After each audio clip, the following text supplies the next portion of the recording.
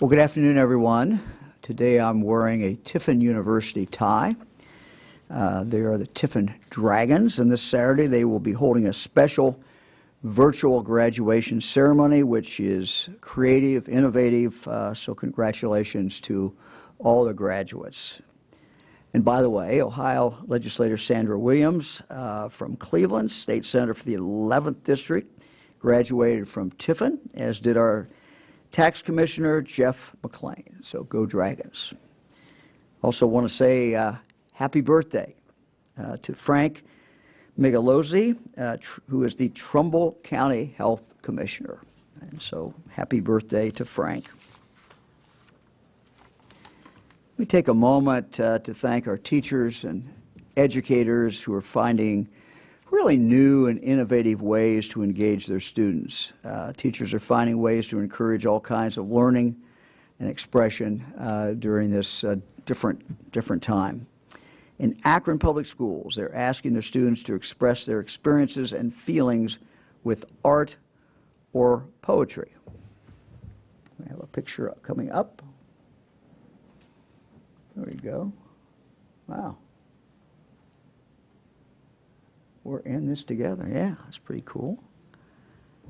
Takia Primus Blackman, an 8th grader at Paul Litchfield Community Learning Center, created this drawing. So congratulations to her. She certainly is quite an artist. And she is right. We are all in this together. I want to thank her for sharing this with us and for all the students out there who are using their art to be creative at this different time period in our history.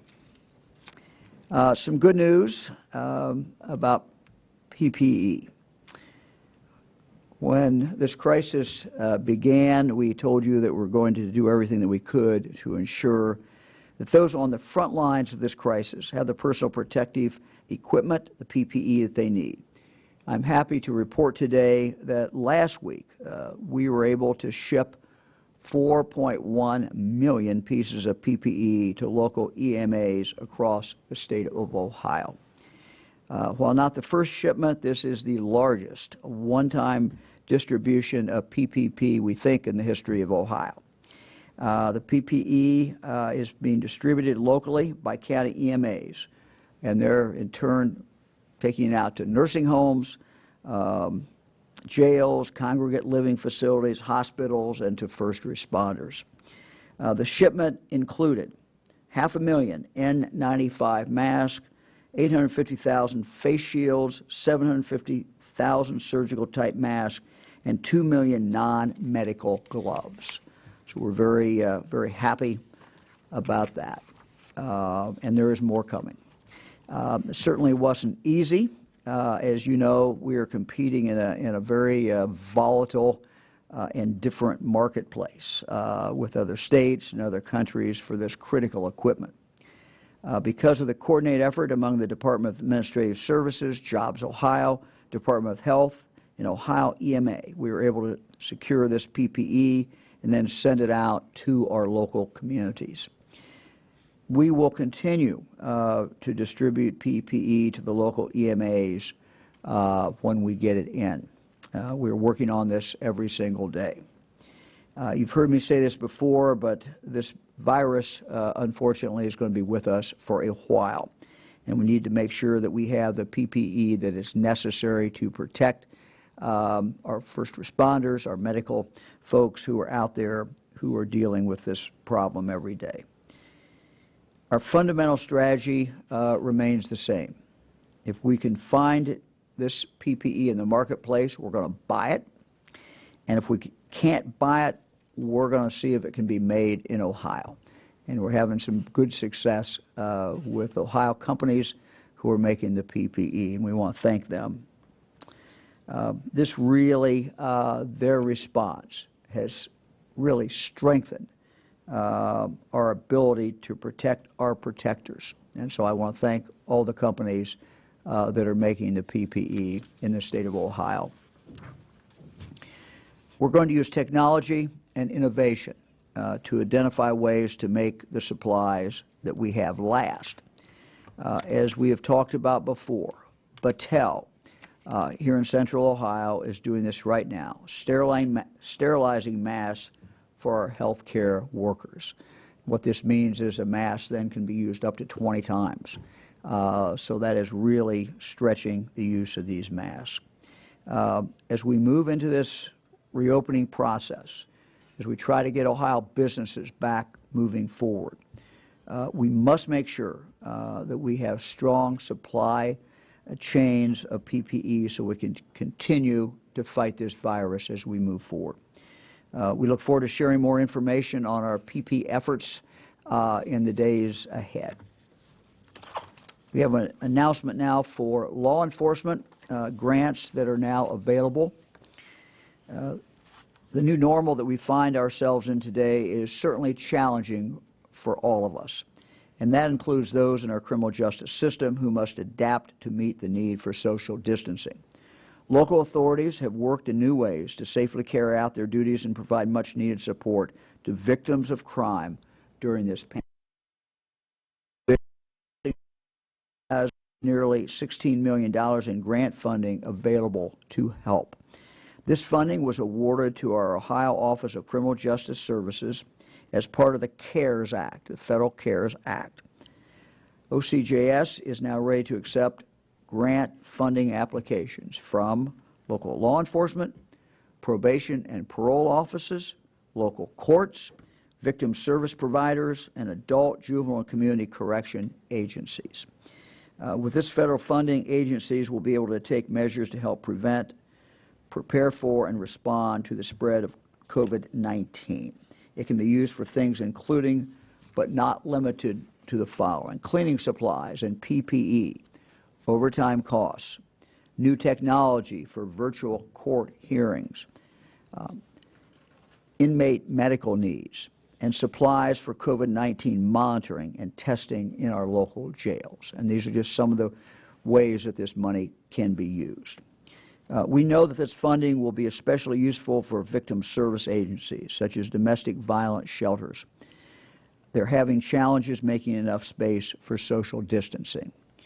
This money also can be used for alternative housing, such as hotel or motel rooms for survivors of violence who need to be quarantined away from their homes due to safety concerns. So as you can see, the money is fairly flexible, and we would encourage different agencies to apply for it. Agencies may apply for up to 12 months of funding, and there is no local match that is required. Due to the unique nature of COVID-19, Ohio OCJS has not set a deadline for funding requests, and there is no cap. But we do recommend that agencies apply as soon as possible, as this money may run out. For more information, please visit ocjs.ohio.gov. That's ocjs.ohio.gov. Well, yesterday I was asked about graduation, and I know I have caused some confusion around the state. We did get calls of people who were happy, but we also got calls of people who were confused. And so let me try to clarify that today. As I said yesterday, as a father of 8, grandfather of 24, Fran and I know about graduations. We know how important they are. They're occasions of great joy for a family, pride, and it's a way for families to celebrate the accomplishments of their seniors who are graduating. We fully understand what an important rite of passage that this is. Due to the infectiousness of COVID-19, this year, of course, everything has to be different. And I want to start by sharing with you something that our son-in-law, Bill Darling, wrote. He is a track and cross-country coach at Thomas Worthington High School. He was a runner in high school and college himself. He understands from his own experience and from his own children how important these activities are for our students. Graduation is one of those things that means so very much to students and to families. And so I want to share a portion of something that Bill wrote to his track team just a few days ago. I'll quote from part of it. And Bill writes, "There is a song making the rounds these days that was written by my good friend Eric Nesda called True Heroes. In it he sings, 'True heroes are measured by what they give away.' In the spring of 2020, for you seniors, you gave up a lot," Bill continues. "You gave up most of your last semester of high school. You gave up normal graduation, grad parties, and prom. And you gave up your last track season. It would be far better to look at not what was taken away from you, but what you gave. You gave it up to save the lives of your fellow Ohioans. You gave it up knowing that in all likelihood, you may have been fine, but they, others, would have been in peril. In these next few years, I ask you to look around your table. Keep your eyes up in your community. See them. Know that there are people who will be with us for years to come, people who are so precious and so valuable. They will be here. They will be here because of you, what you have given away." And certainly Bill is very, very right. When we look at whether or not to hold a graduation ceremony, social distancing and keeping social distance practices must be first and foremost. Mass gatherings simply cannot be held for this reason or for any other. Now, I have asked the Ohio Department of Education and the Ohio Department of Health to come together to issue guidance for local schools and health departments to follow. And this is a summary, and they will have up on their webpage shortly the full text so that schools and parents can take a look at it. But this is a summary. First and most preferred is a virtual graduation. A virtual graduation ceremony done through internet platforms. And we know that many schools are doing that and are very excited about that.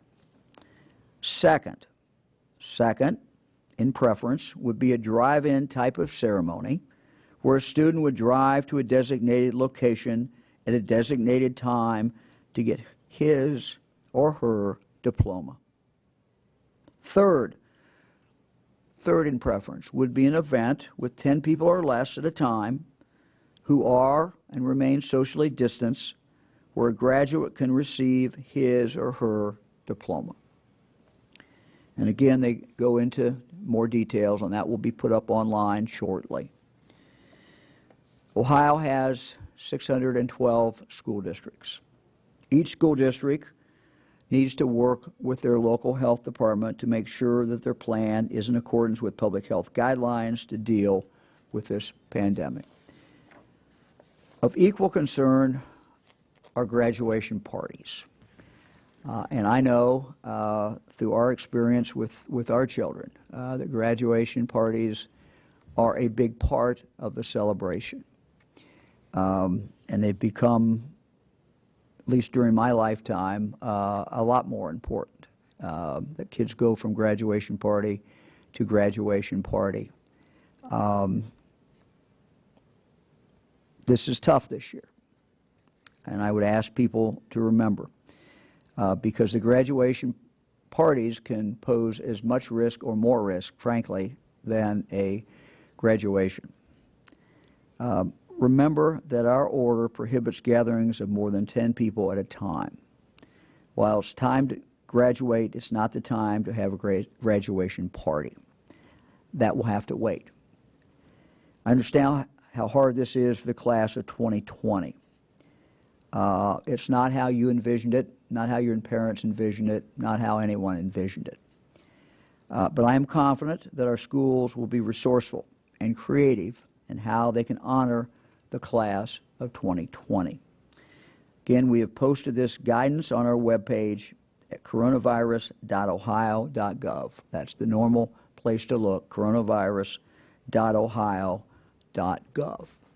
I'm going to now ask Lieutenant Governor to talk and to try to clarify, and he will clarify, the issue in regard to face coverings. John? Thank you, Governor. Yes, I had not intended to be here today because I was going to be working on the guidance on restaurants and on personal care and some others, but we have received a lot of questions about what the requirements will be for face coverings as it relates to customers into the workplace. And so we wanted to be clear about what those are today and to make sure to give you a little color to how this came about. First of all, I'm going to say this to you. You have a governor that listens. He tries to get the best advice from everybody. That's what we try to do. And as best as you can try to get advice from everybody, there's always going to be an exception. And when we put the business group together, there were 20 of them, and they were unanimous in saying that face covering should be required for customers and for employees. But we also learned, as soon as that was announced, that there were a lot of other circumstances where a customer or a business found those policies impractical. And so we have worked to clarify as best we can on how you should implement this as a business and as a customer. And let me start with this. Number one, first of all, for Ohioans, when you are a customer in an Ohio business, you should wear a face covering. You should do that. But you are not required to wear a face covering. You should do it. You're not required to do it. And why do we say we should? Is because it's out of mutual respect for one another. This is a virus that you can carry and you don't know. We want to protect employees. We want to protect customers. Everybody should do it, but you're not required to do it as an Ohioan, as a customer in a store. So let's now move on to employers and employees. And I'll go slow through this so that you'll have a chance to digest exactly what I'm saying. Face coverings are required while you are on the job. So face coverings are required while you're on the job, with exceptions for employers and employees under the following conditions. When an employee in a particular position is prohibited by law or regulation from wearing a face covering while on the job. So there are laws and regulations that prohibit this, and that would be an exception. Wearing a face covering on the job is against documented industry best practices. When wearing a face covering is not advisable for health purposes. When, if wearing a face covering, it is a violation of the company's safety policies. When an employee is sitting alone in an enclosed workspace. So if you're if you're in a business, you're in an enclosed workspace, there's nobody else around, you don't need to wear a face covering. And when there is a practical reason a face covering cannot be worn by an employee, a practical reason. Meaning, for example, as we had people call in and say they work under extreme heat conditions, that the cloth mask would be wet in 2 minutes if I had to wear it. That's a practical exception. Another case in a manufacturing facility where there needs to be a clear line of communication was one example that was provided to us where it could create a safety concern because employees who are handling heavy equipment can't hear one another. These are all exceptions for employers and employees, and if you believe you qualify for one of these exceptions, then your business, if you believe that your business or an employee qualifies for these exceptions, you must provide written justification upon request. And let me be clear about this. What our goal has always been is to be firm in that we know that we protect each other when we wear these masks, but we also want to be reasonable. It's a very difficult thing to account for every circumstance in the mask wearing guidance. Ohioans, when we came into this in the original stay-at-home order, were reasonable and practical and followed the rules, and we have seen the health benefits of doing that. And as we issue this new guidance, we hope that the same thing happens, frankly, because we want you to comply not because it's a government mandate. We want you to comply because you care about each other. And as a practical matter, the faster we get through this, the faster we get on to phase 2 and phase 3. And when we do these things, the social distancing, the disinfecting, the wearing of masks, it drops those numbers. We move on to the next phase, and life can begin to look more like it used to. And it's going to be a while, but it's going to take that team effort again. We're just appealing to you in doing this, that we're all in this together. These are the guidelines that are mandated, with exceptions. And there's also best practices that even go above and beyond this if a business can do it, which many businesses already are. So we're trying to be firm and reasonable, and we hope that this clarification today will provide that guidance, and it will be available. I know that the communications team will get this out to everybody. Governor? Thanks, John. Dr. Acton. Thank you. Good afternoon, everyone. Let's go ahead and start with the data. All right, so today we now have 17,303 cases reported in Ohio, an increase of 534 cases over the last 24 hours reported.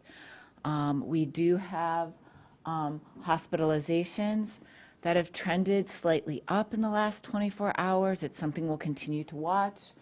Our deaths right now in Ohio are at 937 people that we have lost in Ohio. Next slide. And our data remains pretty consistent. We have tested 128,000 people in the state of Ohio. Next slide, Eric. Thank you. And we can see our trends. Right now, our cases going slightly up, but again, mostly plateaued.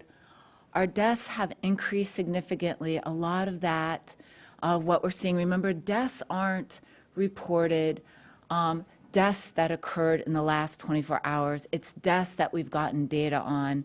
And our death numbers will increase actually over months.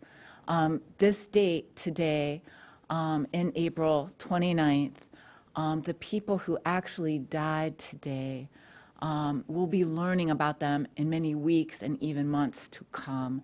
And so that's why death data can be a little bit tricky to interpret.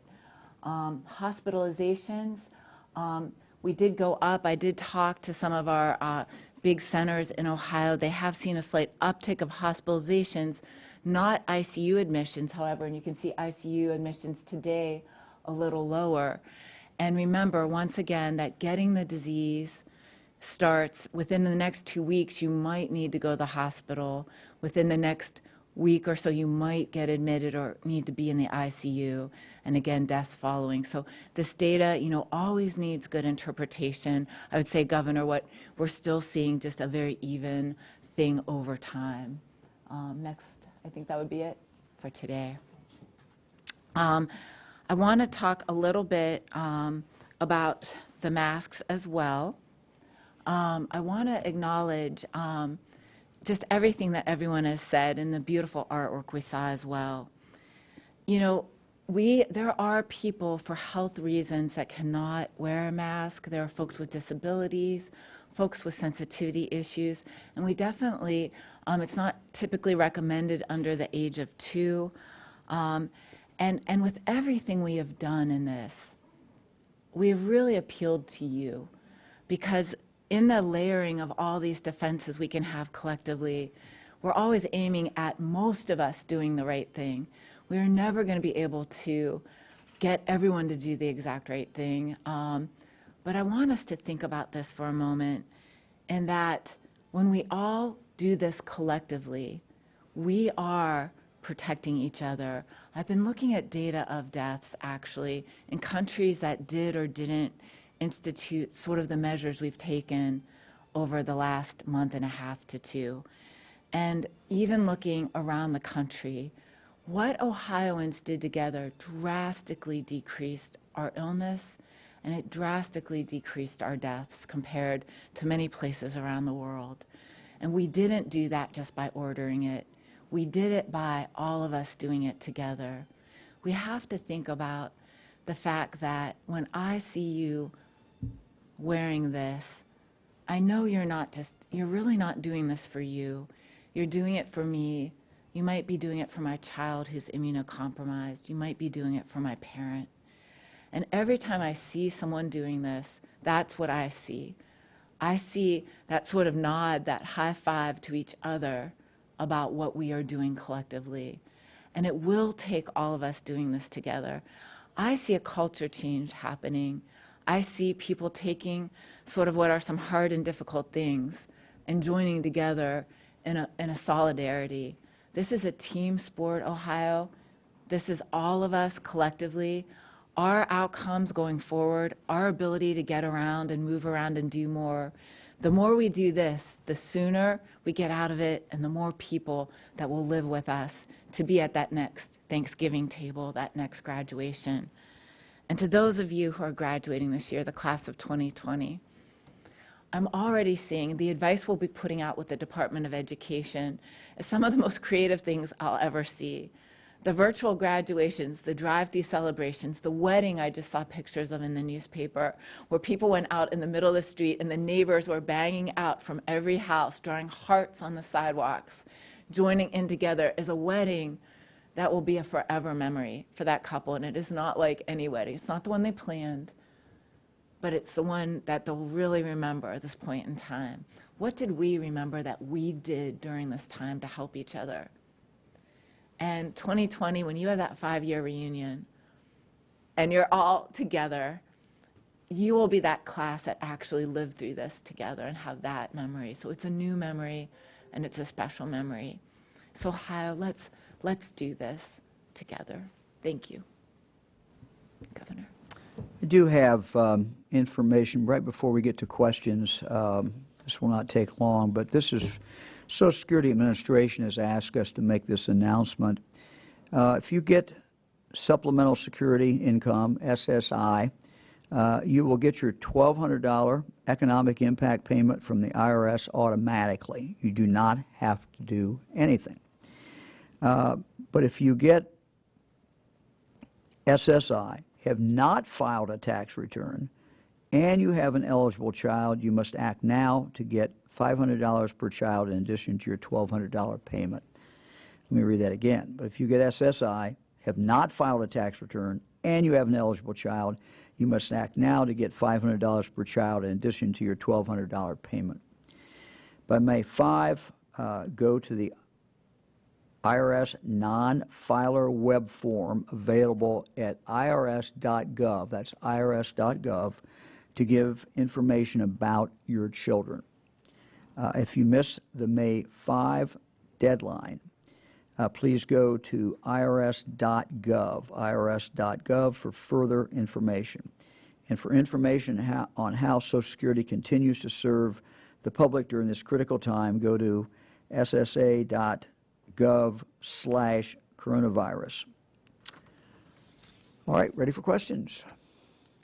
Hi, Governor. This is Molly Martinez with Spectrum News. My question today is for Dr. Amy Acton. Dr. Acton, I'm wondering why we're not reporting the data on how many people have recovered from this. We are trying to get our hands around that. We're working with our colleagues in other states. There hasn't been, to date, a landed upon recovery definition. And so in addition to a lot of other data, we're really trying to figure out the best way to report that. We know, for instance, that we haven't tested a lot of the mildly ill people, so I have no way of knowing the people who have stayed at home, had this, or been asymptomatic and had this and who have recovered. We are working with our hospitals, though. For people who have been hospitalized, we have a date, a line in the sand, at least that we know they had the disease. And so one could assume maybe 14 days after that, they have recovered. However, some people go longer. Some people, a family member of ours was in the ICU, for over 20 days. Certainly more than the 14 days, and is still recovering. So that definition of recovered has been tricky. It's something we will eventually have, and we'll eventually have better data on, but I just want you to know we're working on that. It's not something we're hiding. It's just a complex thing to quantify. So thank you. Kevin Landers, WBNS 10 TV. My question is for the governor. My question regards masks. It created quite a firestorm yesterday on social media, both for and against masks during your comments yesterday. And I spoke to a business owner who says that by not making mandatory masks for customers, you're basically forcing businesses to be both law enforcement and enforcer, and they say that's simply not fair. And they want to know why mandatory is not in the best interest of everyone, as opposed to a recommendation, which is basically on an honor system. And if you've been to a grocery store lately, you can see people simply aren't wearing masks as they should. Thank you.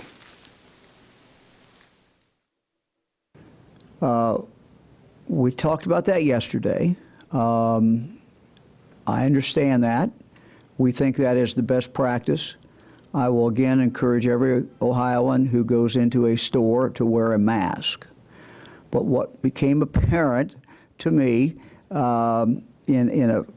quickly after we'd announced that mandatory for people going into stores, that this was something that a significant number of Ohioans just simply would not accept. And that was my judgment, that this was a bridge too far. We'd asked Ohioans to do a lot of different things. We've recommended a lot of different things, but this one was one that a significant number of Ohioans felt the government telling them to put on a mask before they go into a store was offensive. And we heard a lot about it. Now, the fact that we heard a lot about it is not determinative, but my judgment was that this was simply not acceptable to people. And we can make suggestions. We've made a lot of orders, and I've not hesitated to do that. But this was one where we felt that if we could continue to talk about the importance of the mask, the importance of facial covering, that people will start doing this. And I am convinced that Ohioans will do this. I think when Ohioans understand, and many do, that when you wear a mask, you're doing this for someone else. You're not really doing it for yourself, that it is protection for that other person. And that the more all of us can wear masks when we are in together, the better off that we are. John, I can add a little bit of that. Actually, the pushback that I received from businesses was exactly the opposite. What they were saying is that you were making a mandate, a government mandate, that you were forcing the business to have to implement on the customer. And so under this policy, a business can mandate face coverings for their customers. But the pushback that we got from businesses was that you're asking us to be the police for your policy. And they didn't like that. And so, again, what I believe what we have confirmed through this is that we want to make it firm, that there are good standards, but we want to be reasonable as to how a business implements this. And as we've experienced from the first round of this, from the very beginning, businesses and people have worked this out very well. They have been compliant, and we fully expect that that will continue to happen. We have to be civil with one another. We have to work to respect one another. That is the best way for all of us to get through this. Yeah, Kevin, I just wanted to address your question from the medical point of view. I've been early on when I looked at the science, and I had looked at it actually before the Surgeon General and the CDC came out. I talked to some scientists around the world and learned that this was being effective in other countries. So I presented the idea of universal, was the word I was using, masking, as another Swiss cheese layer that's proven effective. Great article in Nature just came out. So there's evidence. The CDC is recommending it. They're not mandating it, they're recommending it. What I looked at, and it's a lot like other public health things, that when you first start out, it's really about behavior change and culture change.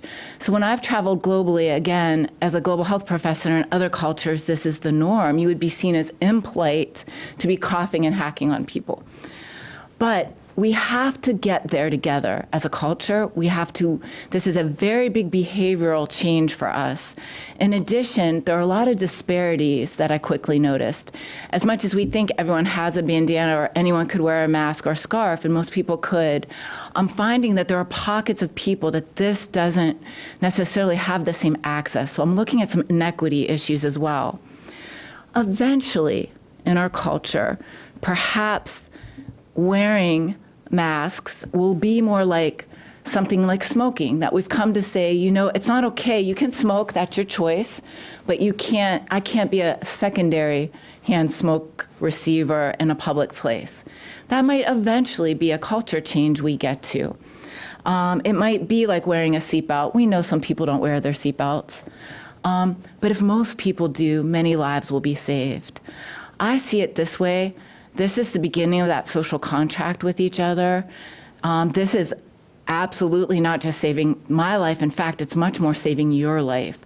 When I follow traffic laws, and you see this in countries where there aren't any, you know, we save lives by following these things.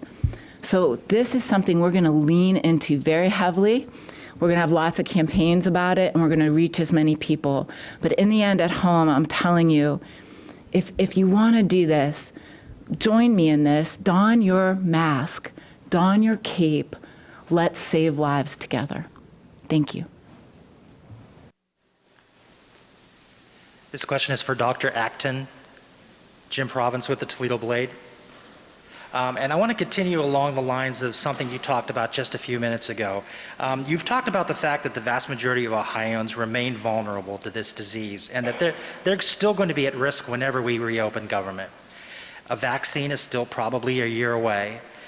Given the trends we are now seeing, would it be better, as some other countries have done, to more widely open Ohio's economy with some precautions in place, at least as it pertains to the younger, less risky populations? Would that generate herd immunity faster?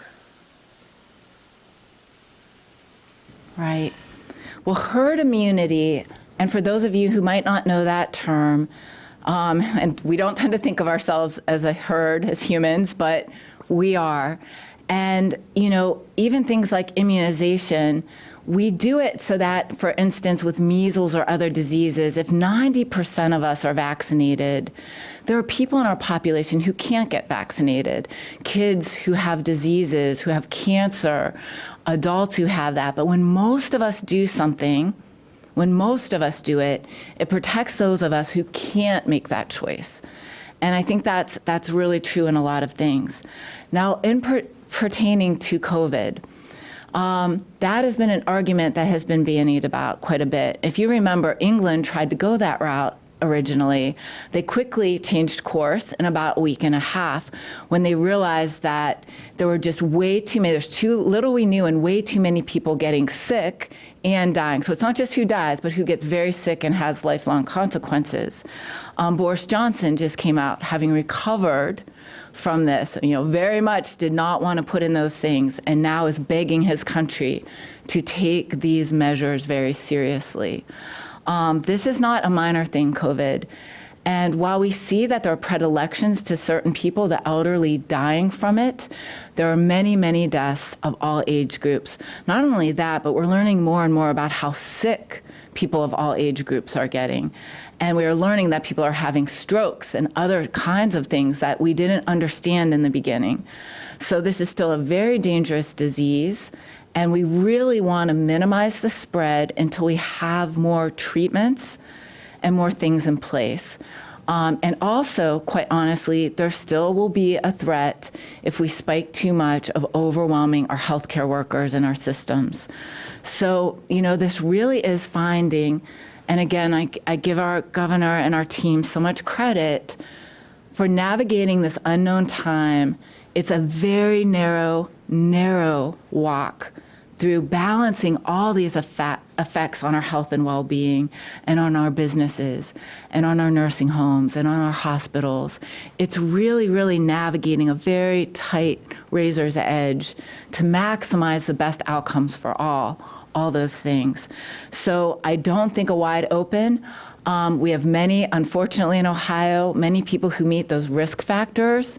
From things as simple as obesity. We do have some bad health outcomes.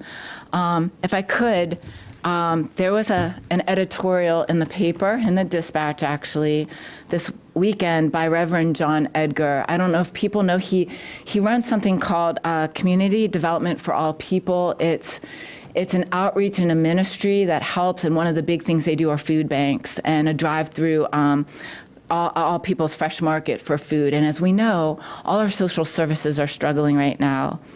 But he said, you know, some of us talk about this being a war on a virus, but he also said the caring people and the things we are doing collectively to help each other right now through these very hard choices and times are a pilgrimage toward mutuality and wellness.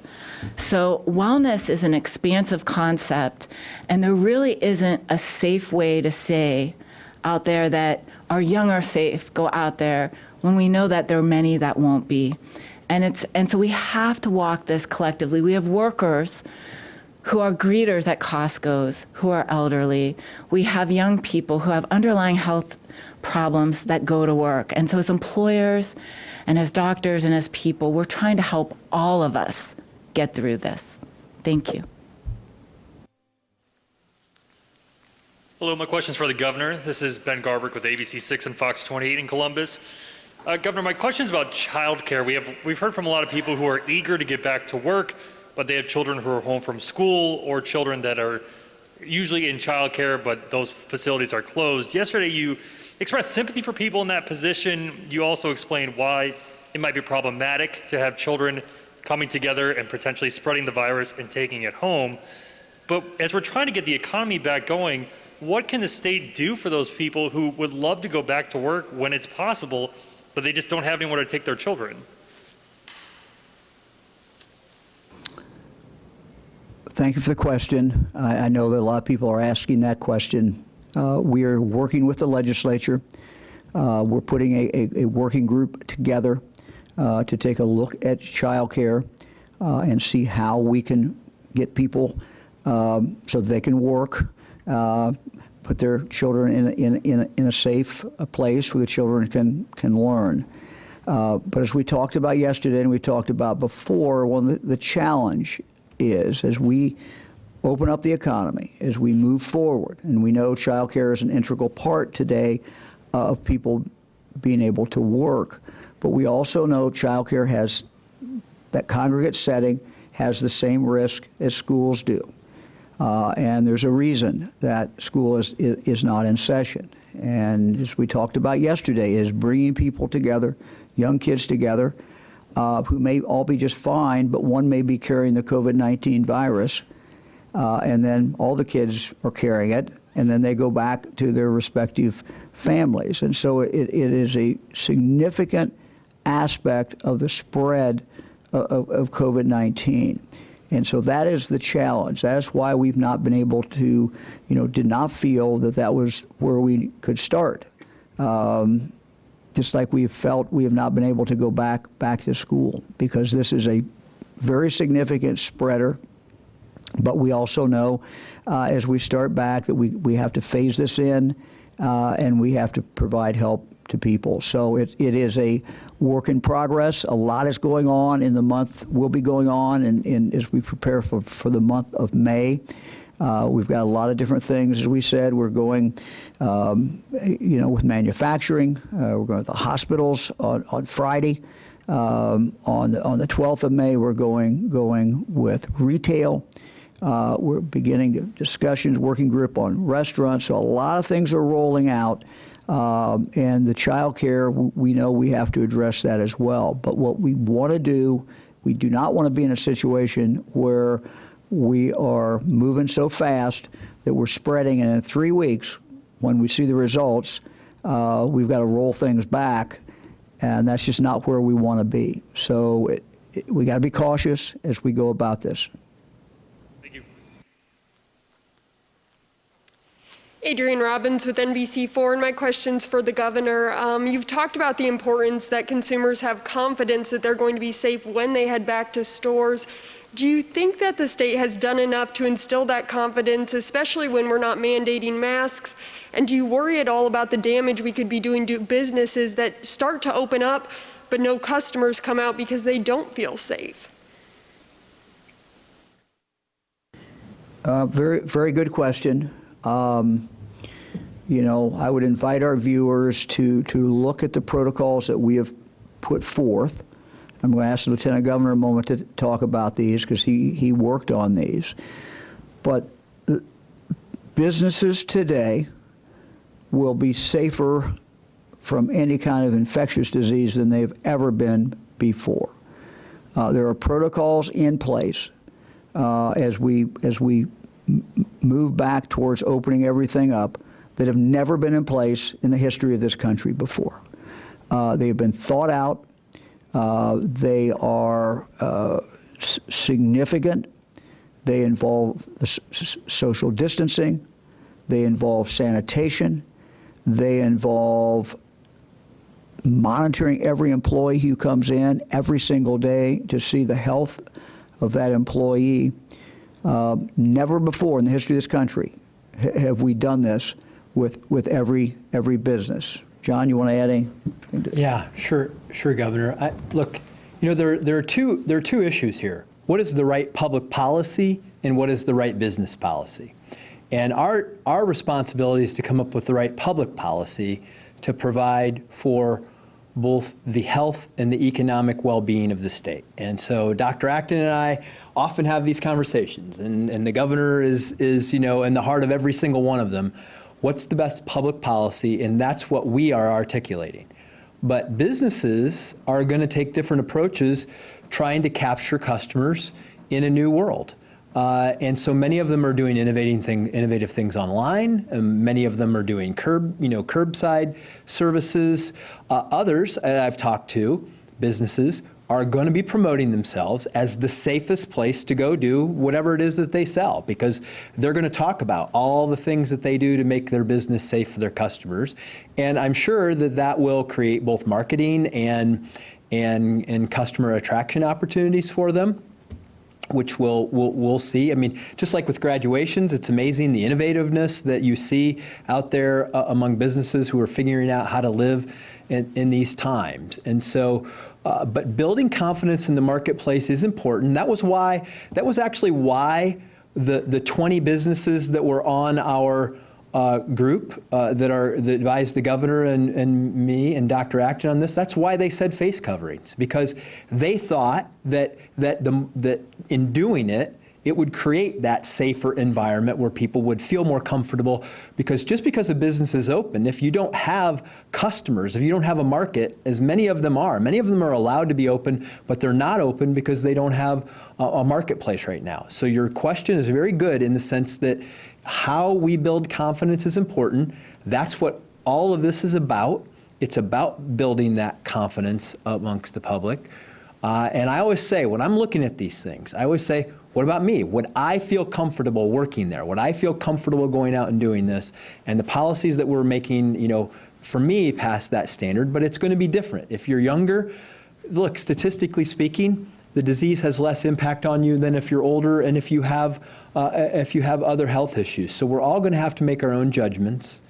But what we have done from a public policy is being firm and reasonable, trying to protect health, the health of people in the economy, and businesses are going to go above and beyond this in most cases to try to build that confidence. We have set very tough standards that they have to follow, but in addition to that, as the Lieutenant Governor said, it is a merger of the best practices and the best business practices, because these companies have to be able to ensure that their workers, people who they're trying to hire, people who they're trying to get to come in and work, those workers have to feel a confidence that they are in fact safe.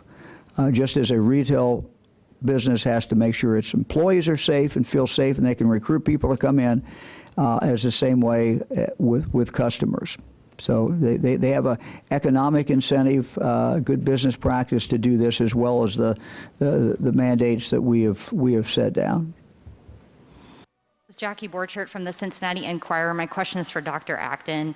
Dr. Acton, it's been a while since you talked about serological testing, and given that since then we've seen some studies out of New York and California kind of trying to nail down the prevalence of the disease. I'm wondering how widespread is serological testing in Ohio today, and is the state collecting that data or conducting its own prevalence study? Yes, thank you for asking. So again, the science of serologic testing is evolving, but I can tell you, I was on the phone call last night. We have our work group on testing overall that's led by past governors Taft and Celeste, and just some of the most, it was one of these conversations, I wish everyone could hear them, because they were just so thoughtful. Some of the best researchers talking about this. We do have some innovative research going on right here in the state to get that good serologic testing, but it's still an evolving science. And I won't go into all the nuances. Someday I'll do a little 101 on serologic testing. But we're still trying to get, and the Lieutenant Governor has been fighting hard to get us those 1,000 tests from Celix. That will allow us to do that. But we're very much hoping, we've had the science, we have the study set, and we're hoping to begin our prevalence study this Monday. It'll be the first of many studies on prevalence here in Ohio, and we're very excited about that. You've maybe seen the results from some of the first studies done in New York City, fascinating results, and we're going to do that very same work here in Ohio. And that will be ongoing. We'll do larger and larger sample sizes over time. But I feel very good about that. And once you start it, it takes about 2 to 3 weeks to do the study and get the results. We also have a very fascinating survey underway, piggybacking off of an already existing Medicaid survey that's out in the community, so we can learn more about people's symptoms and risk factors. So we're doing some innovative studies, the like of which we've never had the opportunity to do, in partnership with amazing universities here in Ohio, as well as Battelle. I do want to take one moment to just add to what the governor and lieutenant governor said. I have felt all along that, and I think we really have to avoid this going forward, that there are these sort of false narratives out there that pit things like business is doing well in the economy versus health. And, in a complex world, people are always saying what's bad about this time. I think one of the things that are going to be great about this time that we have learned, I hope as a lesson, is that the world can be very complex and nuanced, and that we shouldn't get caught in zero-sum games. We as a team are constantly fighting to find the win-win solutions. And I think we should really hold ourselves to that and aim higher. We've been aggressive on the way in. We're being aggressive going forward. We are not accepting that people have to die to have a good economy or this or that. We are really trying to maximize our well-being. And if you think about this, we, 11.7 million Ohioans, are the business owners, and we're the customers, and we're the workers, and we're the nursing home people. We're in the nursing home and we're the workers there, and we're in the prison and we're the workers there. We cannot accept leaving anyone behind. We don't have to have a zero-sum game. Let us innovate so we all win together. Thank you. Good afternoon, Ben Schwartz with WCPO. Governor DeWine, we've been hearing from a lot of people who say that ever since word got out about things beginning to start to open back up, they've immediately started seeing people completely ignoring social distancing guidelines. I want to know if you have a recommendation for what Ohioans who are taking social distancing seriously, what they can do if they see something like that. Well, Ben, that's a real good question, and I referenced that the other day when I looked at all the newspaper headlines around the state, and it was talking about opening up and announcements, and my concern was that people wouldn't read the fine print or wouldn't read the story, but would look at the headline and see things are opening up, and they are opening up. We're trying to get this economy moving forward, but at the same time, we have to be just exceedingly careful. The virus is still very much out there. It's not gone away. It's not going to go away for a while. We're going to do some very innovative things with testing and tracing to go after it and basically stop it from going from one person to the other. But the way it travels is still the same. It goes, when we have people grouping together, one can spread it to the other. And I guess the thing I would ask our fellow citizens to remember is, even if you're not sick, even if you don't feel bad, you could be carrying it. There's a lot about this virus we don't know, and we continue to learn. And as Dr. Acton tells me, certain things we don't know, but it would appear that you can have this, and that there are a significant number of people that could be having it, and they never know it. And so they go out and they intermix with a bunch of other people, and they could be spreading it to, a bunch of people. So we've got to have the discipline as we start back and get jobs opening up, which is what everybody wants. At the same time, we can't be foolish. At the same time, we can't lose our discipline about the social distancing, and we've got to be careful. There's a reason that we did not really change the stay-at-home order. There's a reason that we did not change the number of people that could gather together. It's 10 people. We kept those, and that was a signal, we hope, to people across the state of Ohio that they have to continue to be careful. Dr. Acton, anything on that? No, I think a good way to think about this is an ever-expanding essentialness to our lives. Like, we are trying to expand out and regain the things that make our lives whole and increase our productivity and keep things maximally going. And so by going in this very measured way, in partnership with all sectors, we're going to keep finding those sweet spots. And it is a sweet spot, I said, this razor's edge of maximizing all the things that we can do. And so I think for those of us, to keep living our lives in this healthier at home, that we still really want to decrease our spread and be conscious of the fact that we can't spread this with each other. It takes a person to spread it to another person. And we're going to try to do more and more things, but still honoring the fact that that is true. And it does take perseverance. It takes a certain amount of patience.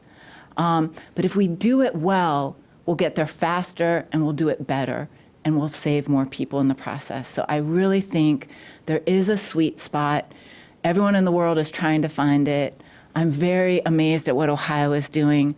I think we could be leaders in finding it. So thank you. I will add something to that because every day I get calls, when's this going to be over? And I keep reminding folks, it's going to be over when we defeat it, which means isolating it and not spreading it, because that's the only way you kill it. And the more we socially, the more we comply, the more we socially distance, the more we wear masks, the more we wash our hands, the more that we do this, the faster we get through it. And we get to move on to the next phases of recovery. And so I just ask, I come from a team sports background. It is a team game. It literally is. Everybody has to do their role for the team to win. And I think what win means is getting this behind us and moving on. And so the more we do this, the faster we get through it. Marty Schladen, Ohio Capital Journal. Governor DeWine, I have a question for you. We're talking about reopening workplaces on a day when deaths are going up. And as you do so, have you given much thought to low-income workers, particularly service workers who might be elderly, might have compromised health, might have kids at home, who are faced with a choice between going back to work or staying home and losing their workman's compensation benefits? Is there any consideration to creating some way for people to get waivers? Well, I've thought about them a lot.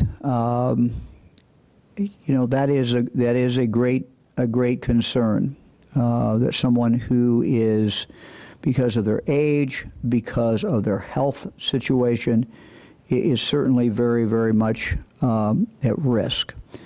I don't have a great solution. I do know, I had a conversation with my friend John, my mutual friend Albert Ratner in Cleveland, and I also talked to others in Cleveland about this, and in other communities about foundations and others coming together to try to figure out the people who are most at risk, who have to work or feel they have to work, figuring out, you know, how we can help them. So I don't have the answer today, but yes, it weighs very heavily on me, because there are people who should not be taking that risk, but they feel that they have to, and I fully understand that because of their economic situation, because they're the family who earns the money. They have to work to bring that in. So I don't have a good answer today, but it's certainly something that we think a lot about, and it concerns me a lot.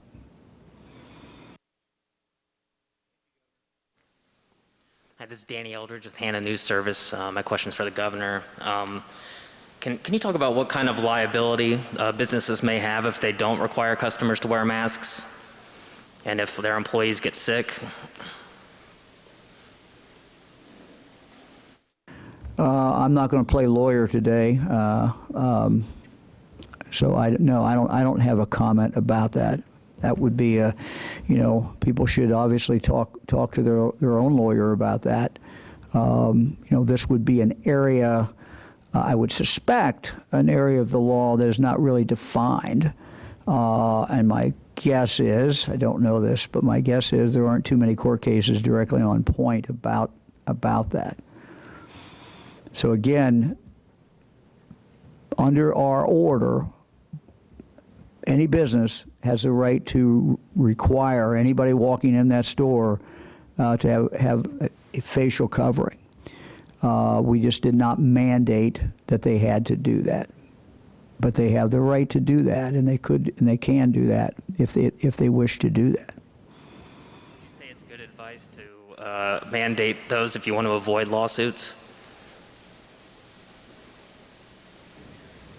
Well, I don't know about the legal side of it. I would be talking about something that I've not studied or not looked up or not been advised about. We know from a health point of view that having people wear masks coming in, a facial covering is the best thing.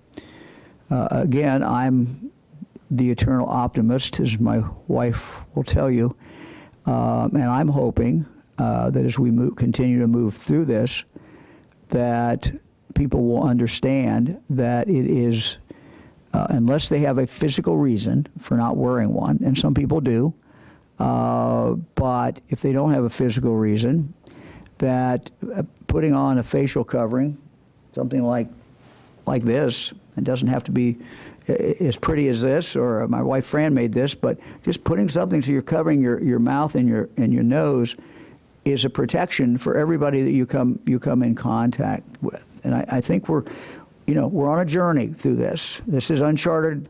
None of us ever been here before. But I think as we go through it, and the evidence is clear, that when you put this on, you're not so much protecting yourself as you're protecting others. And when everybody does it, you layer on, as Dr. Acton said, another layer of the Swiss cheese, and you cover some holes and you give more protection. So I'm hoping that more and more people will do this.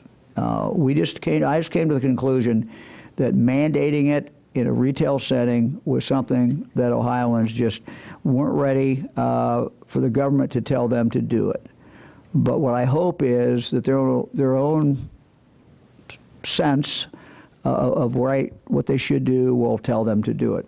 That's what I'm hoping. Governor, if I could add a little bit to that, because the question is about masks, and understand that there are legal reasons that businesses can't require masks. There are literally in some food settings that having a cloth mask is not allowable. It's not an industry best practice. It's the individual employee has a health reason that they don't want to wear a mask or can't wear a mask, and you really can't ask them directly about that because because of health rules and privacy rules.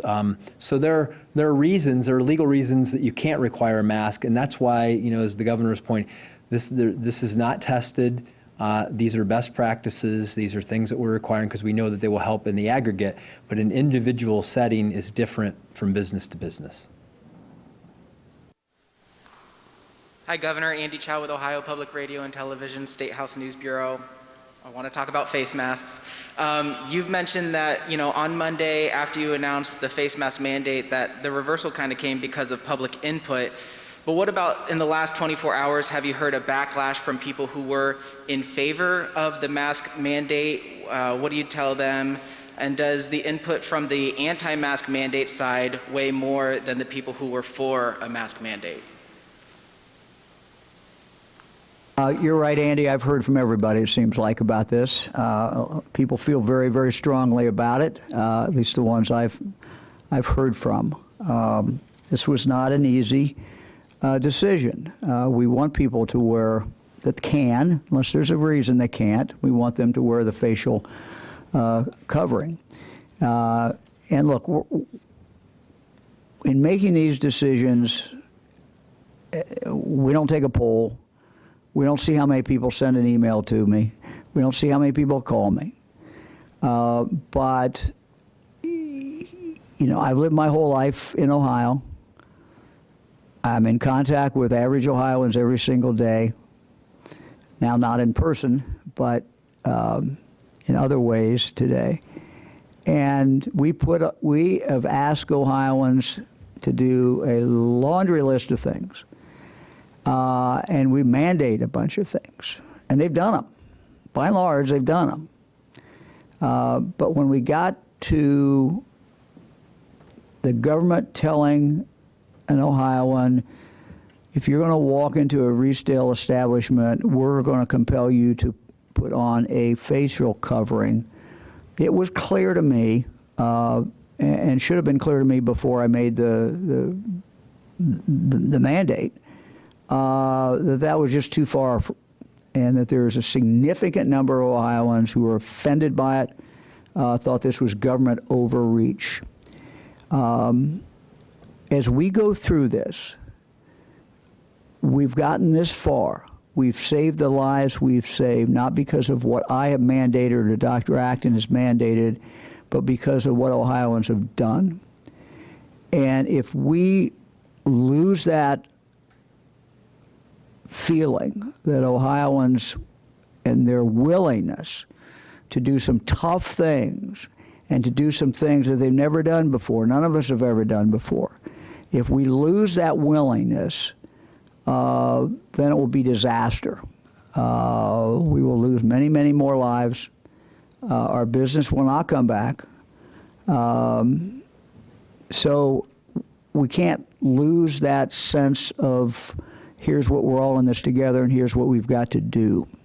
And so my decision was that was clearly too far. But again, I'm hoping, I'm the optimist, that Ohioans will study this, look at this, and say to themselves, I'm going to the store, I'm going to the grocery store, I'm going to the jewelry store, or whatever. It is really not a great inconvenience when I get out of my car to put that facial covering on. And I'm convinced that as we move forward, more and more Ohioans will do that. Hi, Governor. It's Andrew Welsh-Huggins with the Associated Press. I know we're supposed to hear from the DRC director at some point, and I recognize you talked about that huge shipment of PPE earlier today. But we are hearing a lot of concerns from corrections officers in the state prisons that they themselves don't have enough PPE still, and they're wearing the same mask over and over. What are your concerns about these state employees in this very dangerous congregate setting not having enough equipment themselves, and what do you think might be done about it? This is difficult circumstances. It certainly is difficult circumstances for a state employee who is working in our prisons today. We're doing everything we can to get PPE into them. I've made it very clear to our team we need to go after the PPE, and that our prisons are a top priority. I've also made it clear to our team that testing is a top priority. The reason that you are seeing numbers out of our prisons that are much, much higher than other places is because we made a decision to go test everybody. And when we've got a hot spot, we move in and we've surged testing in. But the director will be here tomorrow, and I'm going to defer to the director who deals with this on a minute-by-minute basis, and she will be able to fully explain exactly what we're doing in regard to PPE, but not only PPE, all the other things that we're doing in regard to our prisons. So if I could beg off one more day, she's the expert. She'll be in here, and she'll talk about it. She'll be on Skype. She won't be in here, but she'll be on Skype tomorrow. Thank you. This is Laura Hancock from Cleveland.com. I have a question about cleaning for Dr. Acton. Lysol, disinfectant wipes, that kind of stuff, it's not really readily available. People have asked me about this. Will soap and water suffice? Being that it doesn't kill off as effectively as like all that stuff that Dr. Weir was talking about last week. Surface killing stuff on surfaces. Can you talk a little bit about this since we have a lack of a lot of these surface cleaning products? Yes, so I want to advise folks to go to our website, coronavirus.ohio.gov, where we do have cleaning guidance. And there's some other sources that you can go in more detail, especially if you're in a sort of a business or hospital setting. There are different things. There are EPA,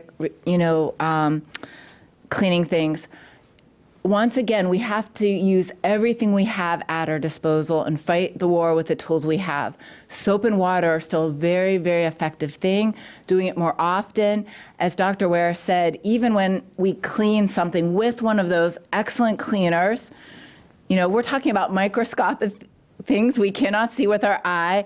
And when I wipe down something, I've probably killed maybe 99-point-something% of them, but a few are going to get away. They're going to start to multiply.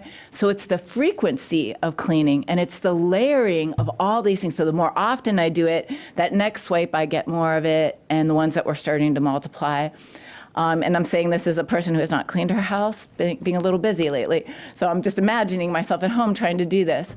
But it is this like doing our very best with the tools we have as often as possible. And for very specific guidance, please go to coronavirus.ohio.gov. And yes, there are shortages of things everywhere.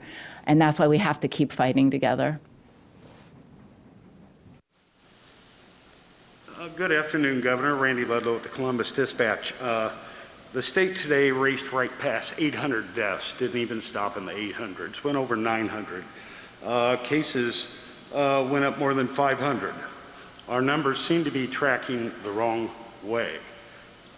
Yet I hear from people who cannot find masks, who can't locate cleaning supplies. They don't have a sewing machine or aren't handy, can't make their own. I hear from dental hygienists who are terrified.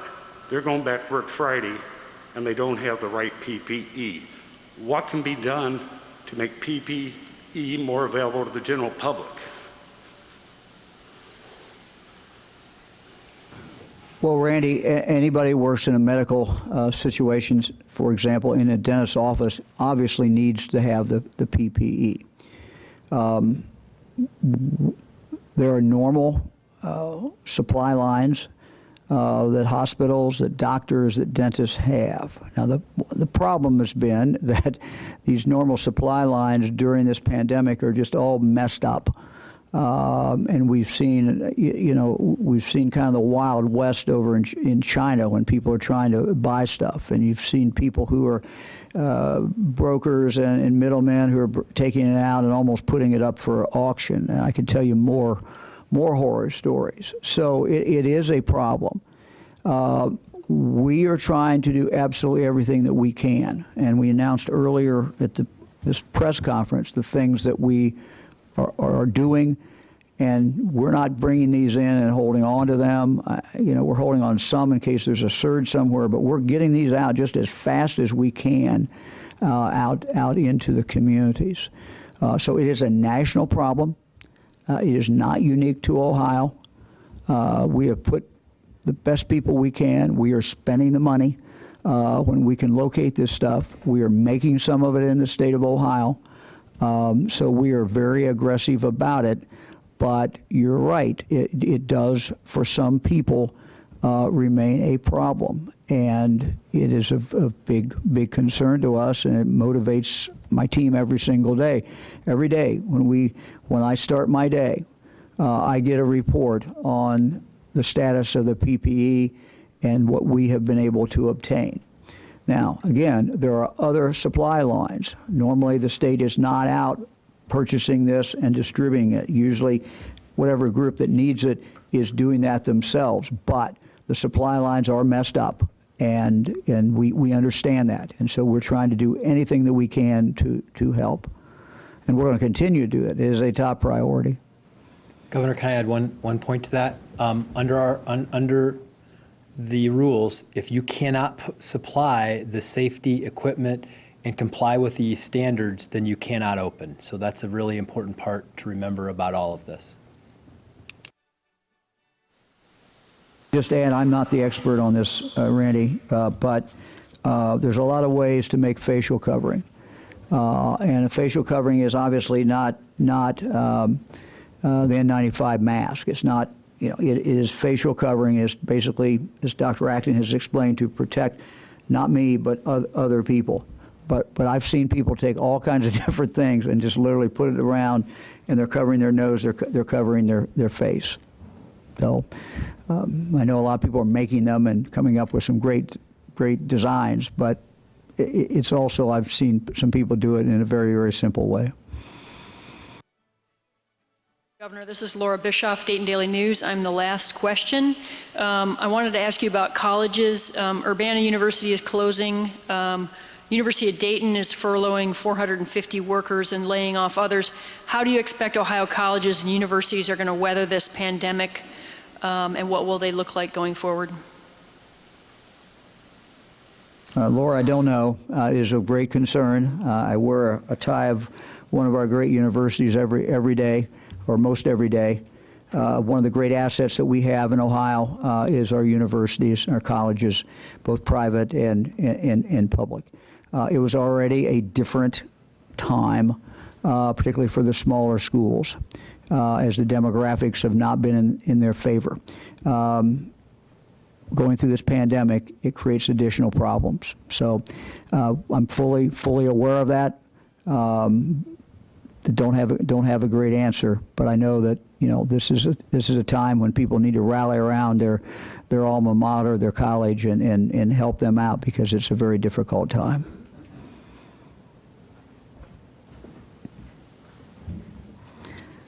And continuing to speak about colleges, the This year's graduation will be different. Tiffin University, as I said, is planning on celebrating with a virtual commencement ceremony online this Saturday, May 2 at 2 p.m. As part of the virtual ceremony, they will be featuring a virtual choir, a recording made by their students singing the song World on Our Shoulders. The song features the lyric, I'm here standing with you, here standing with me, standing with the world on our shoulders. The song has a great message, and it's an example of the creativity that can be part and is a part of the graduation ceremonies for the class of 2020. So let's take a listen as we close.